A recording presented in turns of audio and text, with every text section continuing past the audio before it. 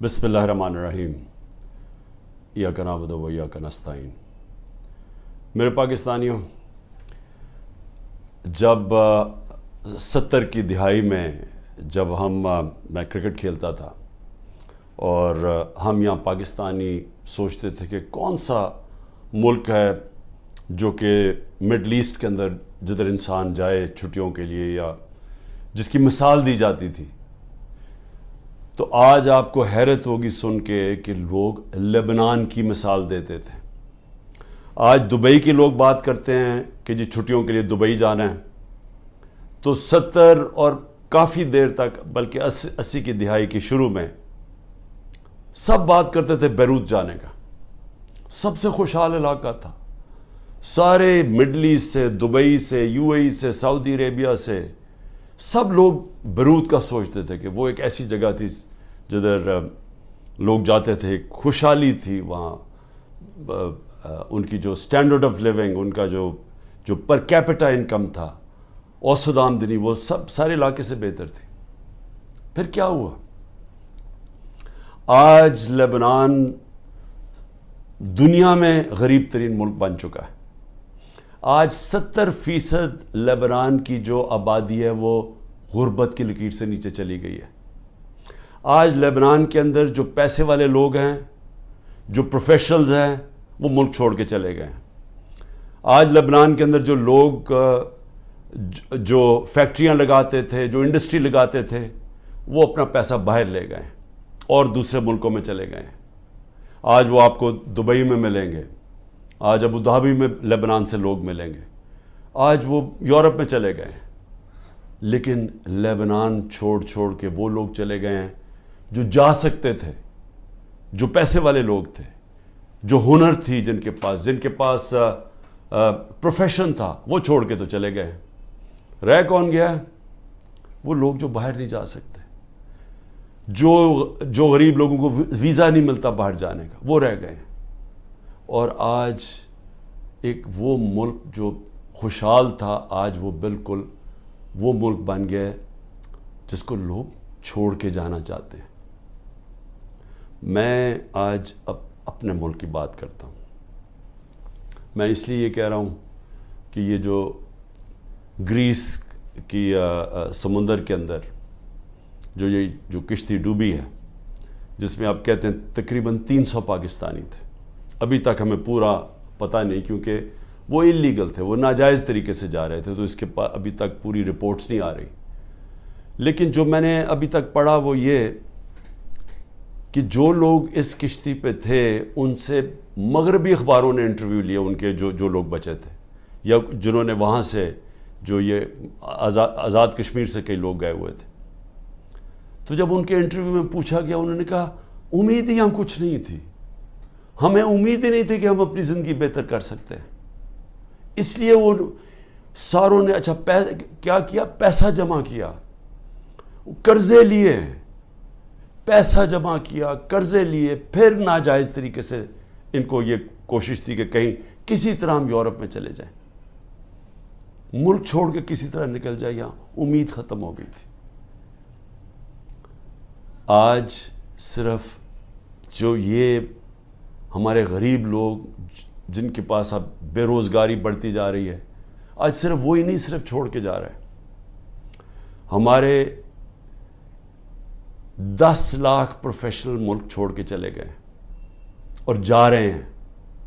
میں نے اپنے ہسپتال کی مثال اس لیے دی کیونکہ جو کینسر ہسپتال میں اسپیشلسٹ ہوتے ہیں، دنیا میں ڈیمانڈ ہوتی ہے، دنیا میں کہیں جائیں تو جتنے ہم ان کو تنخواہ دیتے ہیں 4-5 گنا زیادہ تنخواہ مل سکتی ہے وہاں۔ تو 10% ہمارے کنسلٹنٹ شوکت خان ہم سے چھوڑ کے چلے گئے ہیں یا جانے والے ہیں، کیونکہ امید چلی گئی ہے ان کو۔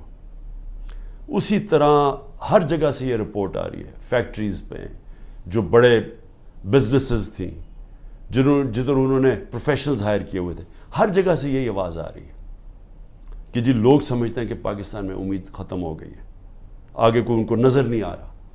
لوگ مشکل وقت برداشت کر لیتے ہیں، ہم روزہ رکھ لیتے ہیں، پتہ کہ شام کو ہم نے روزہ کھولا ہے، بھوکے رہتے ہیں سارا دن۔ اسی طرح لوگوں کو اگر یہ امید ہو کہ آگے جا کے حالات بہتر ہو جائیں گے، وہ کہا ٹھیک ہے یہ مشکل وقت برداشت کر لیتے. لیکن جو حالات اب جا رہے ہیں, لوگوں کی امید جا رہی ہے ملک سے. اور میں یہ جو آج بات کر رہا ہوں, میں اس لیے کر رہا ہوں, وہ جو لوگ آج اقتدار میں بیٹھے ہوئے ہیں, میں ان کے لیے یہ سامنے رکھ رہا ہوں. دو قسم کے لوگ ہیں نا, ایک تو وہ ہیں جو کہ NRO والے ہیں, جنہوں نے اپنے پیسہ بچانا تھا, جو صرف آئے ملک سے اس لیے تھے کہ ان کے اربوں روپے کے اوپر کرپشن کیسز تھے, تو انہوں تو NRO لینا تھا. میرے سے بڑی کوشش کی, میرے پیچھے پڑے رہے, پروپیگنڈا کیمپین کرتے رہے, اپنے میڈیا ہاؤسز کے ذریعے میرے خلاف پوری کیمپین چلائی کہ ملک تباہ ہو گیا, مہنگائی بہت بڑھ گئی ہے. تو انہوں نے تو, ان کا مقصد کوئی ملک کی تو بہتری تھی نہیں, کہ ان کا تو پیسہ باہر پڑا, چوری کر کے ملک کا پیسہ باہر لے گئے ہیں. تو یہاں اگر جب روپیہ گرتا ہے تو ان کو تو کوئی فرق نہیں پڑتا. ملک اگر نیچے جائے گا ان کو کیا فرق پڑے گا. آج اگر یہاں لوگوں کی امید ختم ہوتی جا رہی ہے تو یہ ان کو تو کوئی فرق, ان کا پیسہ ہی پہلے باہر پڑا ہوا ہے. تو اس لیے ایک تو یہ ٹائپ ہے, لیکن دوسرے بھی ہیں, وہ ایسے لوگ ہیں جو آج اقتدار میں بیٹھے, جن کا جینا مرنا اس ملک میں. میں تو ان سے آج بات کر رہا ہوں. میں لیبنان کی اس لیے مثال دے رہا ہوں کہ ہم بڑی تیزی سے اس طرف جا رہے ہیں. ہم اس وقت اتنی تیزی سے وہاں جا رہے ہیں کیونکہ ملک کے اندر جو دولت بڑھتی ہے, جس کو ویلتھ کریشن کہتے ہیں, دولت میں جو اضافہ ہوتا ہے, وہ تو سکڑ کے 6% سے جا کے نیچے چلا گیا ہے 0.2%. کئی کہتے ہیں اسے بھی نیچے چلا گیا. جو انڈسٹری جس کی وجہ سے روزگار ملتا تھا لوگوں کو, انڈسٹری جو ایک ایسی چیز ہے جس کی وجہ سے ٹیکس بڑھتا ہے, کیونکہ دولت بنتی ہے اس میں سے ٹیکس بنتا ہے, ملک کی آمدنی بڑھتی ہے, اس میں سے ایکسپورٹس بڑھتی ہیں, تاکہ آپ جو یہاں ڈالرز ملک میں آئیں. وہ جو انڈسٹری تیزی سے بڑھ رہی تھی, وہ انڈسٹری تو نیچے چلی گئی ہے. ٹیکسٹائل انڈسٹری جو سب سے بڑی ہماری, جس کی وجہ سے ڈالر ملک میں آتے ہیں, ابھی سینٹ ہیئرنگ کے اندر وہ ٹیکسٹائل انڈسٹری والے لوگوں نے سینٹ کے اندر جا کے بتایا ہے کہ 40% پاکستان کی ٹیکسٹائل انڈسٹری بند ہو چکی ہے. 70 لاکھ لوگ جو ٹیکسٹائل انڈسٹری میں کام کرتے تھے وہ بے روزگار ہو گئے ہیں. اور 25% مزید اگر انہوں نے کہا کہ یہ آپ نے نہ کیا, جو قیمتیں آپ نے اتنی چڑھا دی ہیں, بجلی کی قیمت دگنی ہو گئی ہے, گیس کی قیمت کہاں سے کم پہنچ, اگر یہ آپ نے کب نہ کی تو 25% مزید اور بند ہو رہی ہے. اب یہ یاد رکھیں کہ یہ صرف سال پہلے فیصل آباد کے لوگوں سے پوچھیں, مجھے ٹیکسٹائل والے لوگ کہتے تھے کہ ہمیں ٹیکسٹائل کا ورکر نہیں مل رہا. ٹیکسٹائل انڈسٹری بوم کر رہی تھی, ٹیکسٹائل انڈسٹری کی ایکسپورٹس ریکارڈ تھی, اس کی جو وہ ٹیکس دے رہی تھی ہمیں. تو وہ 1 سال کے اندر یہ ملک کدھر سے کدھر گیا ہے کہ میں نے صرف یہ تو ٹیکسٹائل انڈسٹری جب گئی, ایکسپورٹس کم ہوئی, باقی بھی ایکسپورٹس جب کم ہوئی, جو ہمیں ڈالر میں بھیج رہے تھے ریمیٹنسز, جو ورکرز تھے, وہ 13% کم ہو گئی. ہم نے صرف 1 سال کے اندر جو ڈالر ہر سال بڑھ رہا تھا, ہمارے آخری 2-3 سال ڈالر بڑھتے جا رہے تھے, ریمیٹنسز بڑھتی جا رہی تھی, ایکسپورٹس بڑھتی جا رہی تھی, ہر سال بڑھتی جا رہی تھی, ریکارڈ تھی ہماری آخری 1 سال میں. وہ صرف جو ریمیٹنسز میں کمی ہوئی ہے اور جو ایکسپورٹس میں کمی ہوئی ہے, وہ 7.1 ارب ڈالر ہوا ہے. ہم IMF سے 7 ارب ڈالر کا قرضہ مانگ رہے ہیں.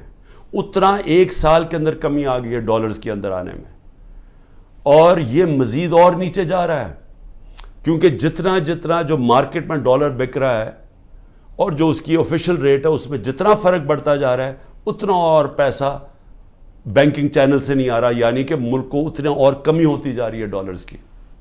اور جس طرح ہماری انڈسٹری بند ہوتی جا رہی ہے, ڈی انڈسٹریلائز ہو رہا ہے, آگے بے روزگاری بھی بڑھتی جا رہی ہے, اور ہمارا ٹیکس بھی کم ہوتا جا رہا ہے, اور آگے جا کے جو ہمارا ایکسپورٹس جو ڈالرز آنے ہیں وہ مزید اور کم ہوتے جا رہے ہیں.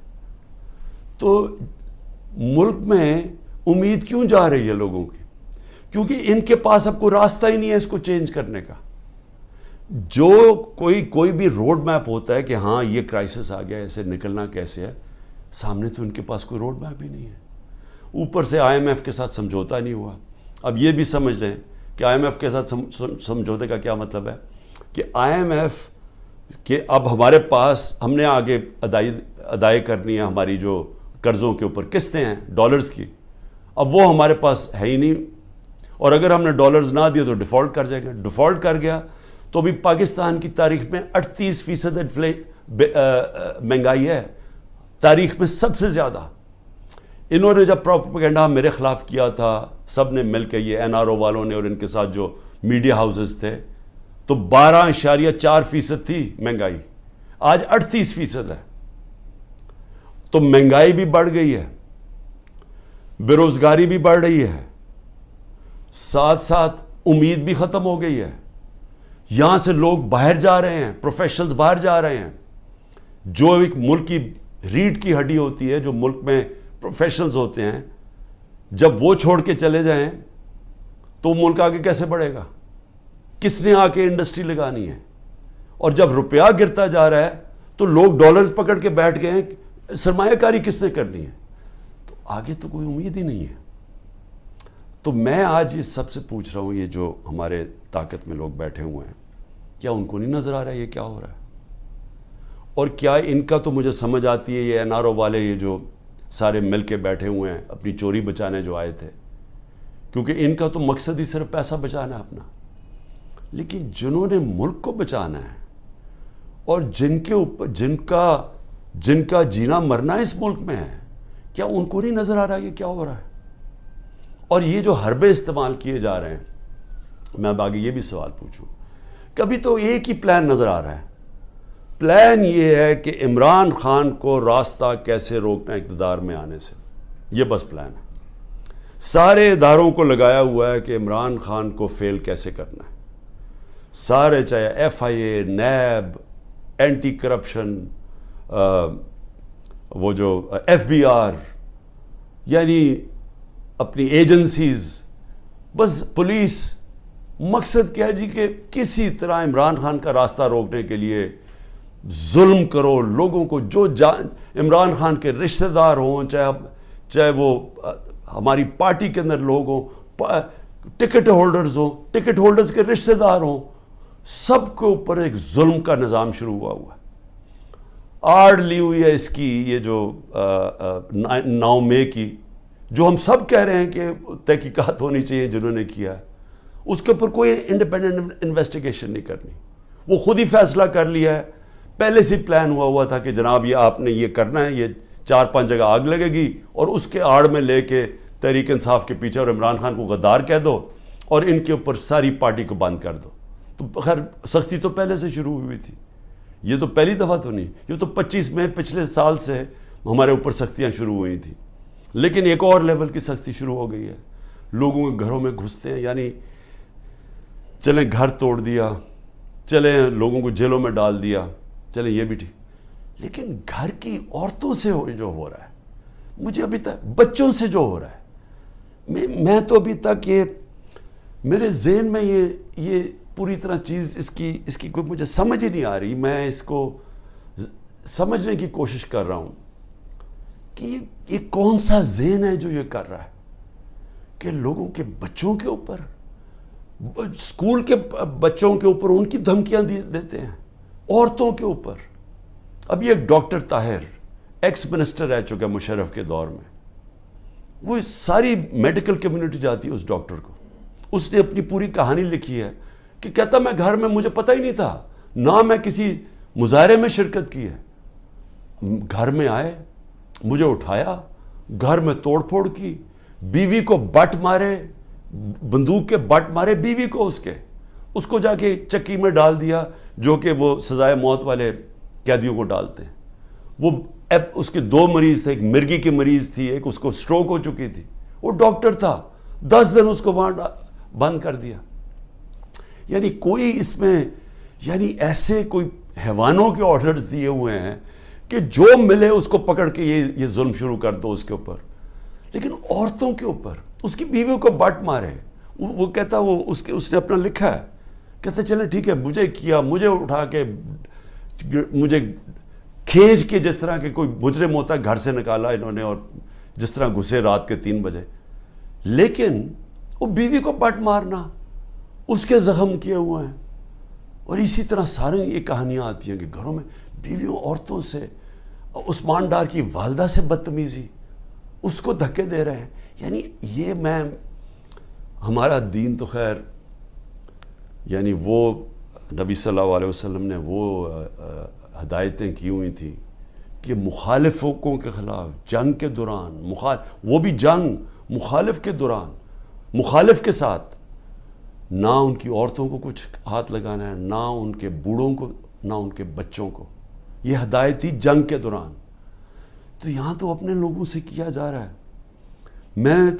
ہم پڑھتے تھے یہ اخباروں میں کہ جی مقبوضہ کشمیر میں اس طرح گھروں میں گھستی ہے ہندوستان کی فوج.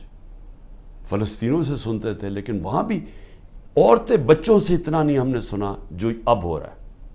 تو میں اس سے کیا, یعنی اس سے حاصل کیا ہوگا؟ یہ جو ظلم کر رہے ہیں لوگوں کے گھروں میں, گھر توڑ رہے ہیں, بزنسز بند کر رہے ہیں, آگے بے روزگاری ہے, لوگوں کی بزنسز بند کر رہے ہیں, وہ لوگ بے روزگار. اچھا پھر نوکروں کو اٹھا کے لے جاتے ہیں. مجھے ابھی یہ نہیں سمجھ آئی, وہ بیچارے نوکر جو اپنی بیوی بچوں کا پیٹ پال رہے ہیں, ان کو اٹھا کے لے جاتے ہیں اور ان کو مارتے ہیں, ان کے اوپر ظلم کرتے ہیں. میری بہن کا نوکر 20-25 سال سے ہمارا ہوتا تھا یہاں زمان پاک میں, رحیم خنسامہ جو تھا, اس کو میری بہن کے گھر آ کے اس کو اٹھا کے لے گئے, اس کے ڈرائیور کو بھی, لیکن اس کو انہوں نے ایسا بند کمرے میں رکھا, پتہ نہیں ابھی تک وہ وینٹیلیٹر سے اترا یا نہیں. 3 ہفتے وہ وینٹیلیٹر پہ رہا ہے. 3 ہفتے وہ اپنی زندگی موت کی جنگ لڑتا رہا ہے. تو غریبوں سے بھی ظلم. تو اس سے کیا, اچھا اب اس سے کیا حاصل کیا ہو رہا ہے؟ میرا یہ اگلا سوال ہے. 400 ہمارے ٹکٹ ہولڈرز پنجاب میں جن کو میں نے ٹکٹ دیا, تقریباً 400 ہیں, 40 صرف چھوڑ کے گئے ہیں. سب گھروں سے باہر ہیں, سب چھپے ہوئے ہیں, سب کی بزنسز کے اوپر اٹیک کر رہے ہیں, رشتہ داروں کے اوپر اٹیک کر رہے ہیں, بچوں پہ کر رہے ہیں کہ انہوں نے بچے باہر بھجوا دیے, لیکن وہ چھوڑ نہیں رہے. تو سوال میں یہ پوچھتا ہوں کہ یہ جو ظلم کر رہے ہیں اس سے کیا فائدہ ہو رہا ہے؟ سوائے نفرتیں بڑھنے کے مجھے بتائیں فائدہ کیا ہو رہا ہے؟ جو بھی یہ پالیسی کر رہا ہے نا, اس پہ کوئی عقل نہیں ہے, اس کو کوئی پولیٹکس کی نہیں سمجھ, اس کو تاریخ کی نہیں سمجھ, وہ زیادہ پڑھا لکھا آدمی نہیں ہے, یہ کوئی احمق یہ چیزیں کروا رہا ہے. سوائے نفرت کے بڑھنے کے اور یہ ظلم کرنے کے, اس سے فائدہ کیا ہو رہا ہے؟ کیونکہ لوگ تو چھوڑ نہیں رہے. جو چھوڑ کے گئے ہیں, آپ نے یہ نہیں, مجھے نقصان نہیں پہنچایا جو چھوڑ کے گئے ہیں, آپ نے ان کے کریئر ختم کر دیے, آپ ان کی پولیٹکس ختم کر دی ہے. جو چھوڑ کے گیا اس کی پولیٹکس ختم ہے. اور یہ سوال پوچھیں گے کیوں نہیں چھوڑ کے جا رہے؟ ان کو بھی پتہ ہے, ان کو پبلک کا پتہ ہے کہ جس وقت وہ چھوڑ کے گئے پبلک ان کو ووٹ نہیں ڈالے گی, ان کو بھی پتہ ہے. لیکن ان کے اوپر فائلیں بنائی ہوئی ہیں, کئیوں کو چھوڑ دیا جو چلے گئے ہیں. لیکن آگے میں صرف اب آگے پوچھتا ہوں کہ مجھے کیا نقصان پہنچا رہے ہیں؟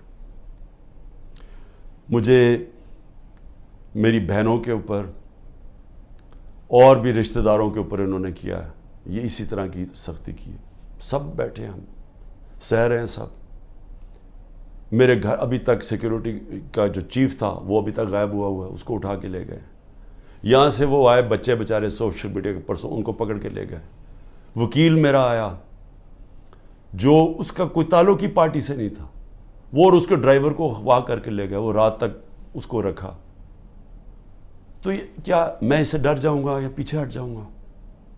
کیا مجھے اس سے, یہ جو کیسز ہیں, قتل کا کیس میرے اوپر کر دیا, میری بہن کے اوپر کیس کیا ہوا ہے اینٹی کرپشن نے, 6 ارب کی زمین لیا میں لیا اس نے جب میں پرائم منسٹر تھا.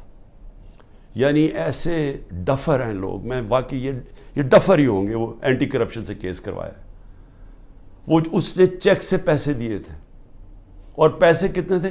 6 کروڑ کی زمین تھی, 75 لاکھ اوپر ٹیکس دیا ہوا ہے.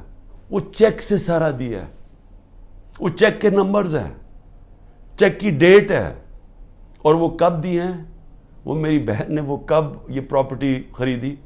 جب حمزہ شریف پنجاب کا چیف منسٹر تھا، میں پرائم منسٹر ہی نہیں تھا تب. تو اب سوچ لیں کہ یہ کس سطح کے اوپر پہنچ گئے ہیں کہ 160 کیسز ہو گئے میرے پر. کیا میں پیچھے ہٹ گیا ہوں؟ کیا میں پیچھے ہٹ جاؤں گا؟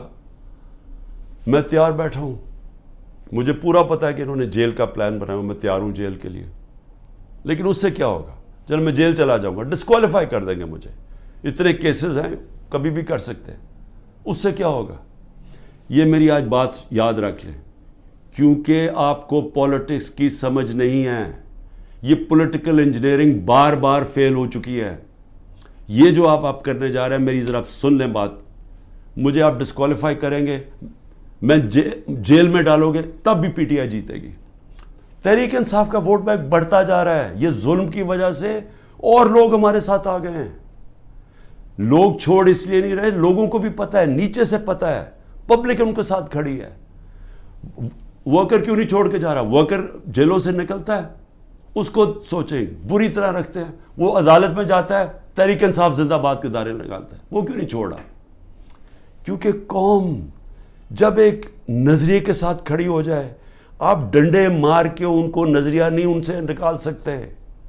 یہ جو بھی پالیسی بنائی ہوئی ہے ظلم کرنے کی، یہ فیل ہو گئی ہے. یہ پالیسی کامیاب نہیں ہو سکتی. آپ جب بھی الیکشن کروائیں گے، میرے سے آج لکھ کے لے لیں، تحریک انصاف سویپ کرے گی. بلکہ آپ نے پی ڈی ایم کا جنازہ نکال دیا ہے. آپ نے ان پارٹیز کو بالکل جو رئیس کسر ہے یہ ختم کر دی ہے. یہ اب الیکشن ہی نہیں لڑنے کے قابل. یہ وہ الیکشن کوشش کریں گے، وہ جو ابھی کراچی کے اندر وہ جو میئر کا الیکشن ہوا ہے، اس ٹائپ الیکشن. وہ میئر کا الیکشن تو ہو سکتا ہے انڈائریکٹ. جب جنرل الیکشن ہوگا اس ملک میں 25 کروڑ لوگوں کا، وہ کوئی کنٹرول نہیں اس کو کر سکتا. جب بھی آپ الیکشن کروائیں گے ہارنا ہے. لیکن یہ ملک کا کیا بن رہا ہے؟ میں تو صرف اس لیے آج پوچھ رہا ہوں، میں بار بار ڈائلاگ کی بات اس لیے کرتا ہوں، مجھے اپنے ملک کی فکر پڑی ہوئی ہے، مجھے اپنی فکر نہیں ہے. کیونکہ جو بھی آپ کریں گے، مجھے یہ اللہ، جب قوم ساتھ کھڑی ہے تو مجھے کس چیز کی فکر ہے؟ لیکن ملک کی فکر ہے. کیونکہ ملک، ہم لیبنن کی طرف تیزی سے جا رہے ہیں. ہمارا ملک تیزی سے نیچے جا رہا ہے. اور سب سے خوفناک، جب ایک قوم کو لوگوں کی امید ختم ہو جائے. اور یہ جو بات کی خواجہ آصف نے اوورسیز پاکستانی کی، یہ میری بات یاد رکھنا کہ جب بھی یہ ملک انشاءاللہ ایک دن ہم کھڑا کریں گے، اوورسیز پاکستانیز کے کندھوں کے اوپر کھڑا ہوگا. اس نے اتنی سٹپڈ بات کی کیونکہ اس میں کم عقل کا آدمی ہے. اس نے یہ کہا کہ جناب وہ جنازے صرف دفنانے آتے ہیں یہاں. اس کو یہ نہیں پتا کہ جب خواجہ آصف اور نواز شریف اور زرداری جیسے لوگ اس ملک کے اوپر بیٹھے ہوں گے تو وہ اس ملک کے اندر کبھی اپنا پیسہ انویسٹ نہیں کریں گے، سرمایہ کاری نہیں کریں گے. وہ لوگ ہیں، وہ تب اس ملک کے اندر پیسہ لے کے آئیں گے جب رول آف لا آئے گا، جب اس ملک میں انصاف کا نظام ٹھیک ہوگا، جب عدالتوں کے اوپر ان کو اعتماد ہوگا، جب ان کو یہ پتا ہوگا کہ جب ان کا جو سرمایہ کاری کریں گے تو یہاں کا عدالتی نظام ان کو تحفظ دے گا، ان کی سرمایہ کاری کو. یا تو سپریم کورٹ کا فیصلہ نہیں مانتی گورنمنٹ، یا تو عدالتوں کے فیصلے نہیں مانتی، پولیس ہی نہیں مانتی ان کے فیصلے. کس نے پیسہ لے کے آنا ہے پاکستان؟ تو وہ پھر اپنے جنازے ہی دفنائیں گے نا یہاں. اصل میں پیسہ پڑا ہوا ہے، ورکرز ہمارے ریمیٹنسز آتی ہیں ہماری مڈل ایسٹ سے، سعودی عربیہ سے، یو اے ای سے سب سے زیادہ. لیکن جو سرمایہ کاری سب سے زیادہ آئے گی وہ آئے گی امریکہ اور یورپ سے اور برطانیہ سے، کیونکہ ان کے پاس اصل پیسہ پڑا ہوا ہے. صرف 16,000 پاکستانی امریکن ڈاکٹرز کے جو ورتھ ہے وہ $200 ارب ہے. تو جب ہم ماحول ٹھیک کریں گے تو وہ پیسہ آئے گا. یہاں تو جنگل کا قانون ہے. یہاں جو حالات دیکھ رہے ہیں، یہاں تو لوگ چھوڑ کے جا رہے ہیں ملک. تو پیسہ کس نے لے کے آنا ملک میں؟ تو ہم تو وہ چیزیں کر رہے ہیں جس سے ملک کو ہم تباہی کی طرف دھکیل رہے ہیں. ہم تو وہ دشمنوں کا کام کر رہے ہیں سکل پاکستان میں. اس لیے میں آخر میں کہتا ہوں، ابھی بھی وقت ہے، بات چیت کریں. اگر تو آپ کے پاس کوئی گیم پلان ہے کہ عمران خان کو اگر ہم نکال کے تو ہمارا ملک ٹھیک ہو جائے گا، وہ مجھے بتائے، میں پیچھے ہٹ جاتا ہوں. لیکن اگر گیم پلان صرف یہ ہے کہ عمران خان راستے سے ہٹ جائے کیونکہ یہاں لوگوں کو اپنی ذاتی فائدے نظر آ رہے ہیں، لوگ اپنے NRO مل جائے گا لوگوں کو، یا لوگوں کو اپنی پوزیشنز کی فکر پڑی ہوئی ہے، اگر صرف اس لیے عمران خان کو ہٹانا ہے تو عمران خان تو راستے سے نہیں ہٹے گا. عمران خان بیٹھا ہے یہاں، جو کرنا کرو. لیکن ملک، ہمارا ملک کبھی بھی معاف نہیں کرے گا. یہ تاریخ نوٹ کر رہی ہے جو لوگ کر رہے ہیں اس ملک کے ساتھ، جو انہوں نے حکومت گرا کے سازش کے تحت جو کیا ہے ملک کے ساتھ، یہ سارا تاریخ کا حصہ بن گیا اور یہ قوم بھولے گی نہیں ان کو. پاکستان پائندہ باد.